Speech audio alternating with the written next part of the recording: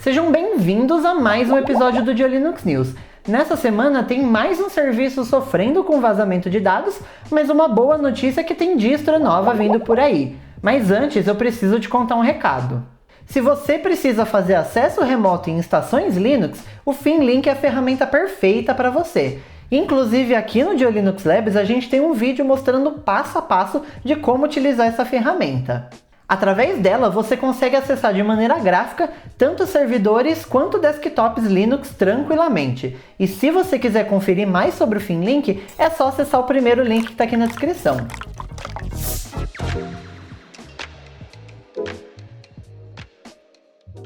Na semana passada, a gente comentou por aqui sobre o fim do Windows 7 e 8.1, mas parece que a Microsoft está dando os primeiros passos para seguir esse caminho com o Windows 10, já que a partir do dia 31 de janeiro desse ano, ela não vai mais vender nenhuma licença nova do Windows 10. Mas isso não quer dizer que o Windows 10 acabou ou algo do tipo, já que ela já prometeu que ele receberia atualizações até outubro de 2025. Mas a partir do mês que vem, se você precisar comprar uma licença nova do Windows, você vai ser obrigado a comprar uma do Windows 11, queira ou não. O Windows 11 na versão Home ele já está disponível para comprar no site da Microsoft por apenas R$ 1.099. Se você não tiver a fim de utilizar essa grana para comprar uma chave do Windows 11, você consegue utilizar esse valor para assinar o Linux Start por 30 anos ou o Linux Play por 4 anos e 5 meses. Eu acho que vale muito mais a pena, hein? Agora, falando de uma das maiores competidoras da Microsoft, no dia 17 de fevereiro,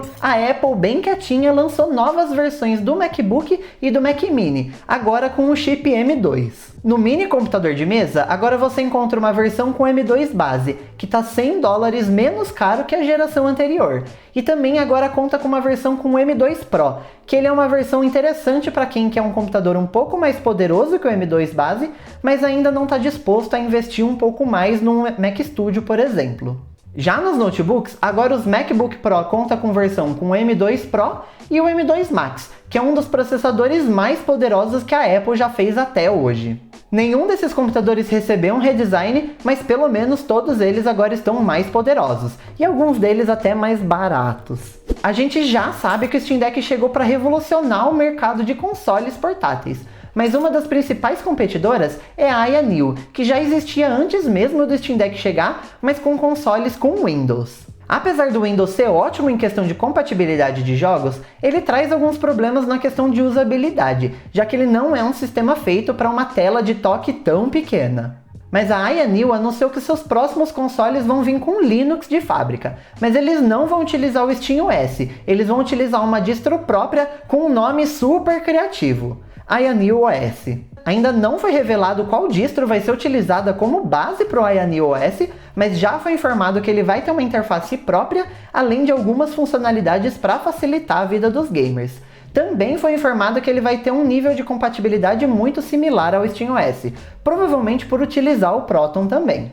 E aí, você tem interesse nesse console? O Manifest V3 é uma série de parâmetros definidos pelo Google para o Google Chrome que são um tanto quanto polêmicos. O objetivo dele é padronizar algumas questões quanto ao desenvolvimento de extensões para o navegador para deixar a experiência de uso do usuário mais fácil, além de deixar o navegador mais seguro. O problema é que o Manifest V3 ele deve alterar a forma como os bloqueadores de anúncio funcionam hoje em dia, e isso tem deixado alguns usuários bem revoltados. Isso é por conta de uma iniciativa chamada DNR, que deve impedir o bloqueio de anúncios dinâmicos. Isso deve fazer com que as extensões bloqueadoras de anúncio tenham que voltar a utilizar listas de endereço para conseguir interceptar esses ads. O Firefox anunciou que na versão 109 do navegador, ele deve adotar o Manifest V3 para facilitar a compatibilidade de extensões entre os dois navegadores, mas com ressalvas. Ele não vai adicionar o DNR com o argumento de que as extensões bloqueadoras de anúncios são importantes para a segurança do usuário.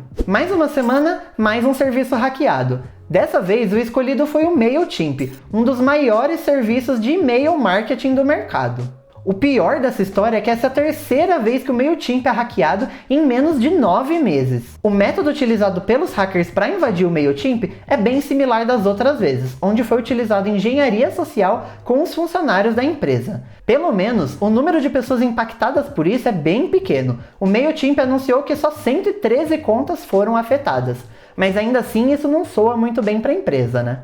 Bora pro Drops? O assunto que mais tem sido abordado nos últimos tempos é inteligência artificial. A gente tem diversos softwares que criam imagens baseadas em comando, que criam textos variados, mas o próximo passo parece já ter sido confirmado. A OpenAI, criadora do DALL-E 2 e do ChatGPT, confirmou que está trabalhando em uma inteligência artificial capaz de criar vídeos. Essa novidade foi confirmada pelo próprio CEO Sam Altman, mas ela não tem nenhuma data de lançamento e nem mesmo um preview para matar a nossa curiosidade. Mas ele prometeu que vem aí.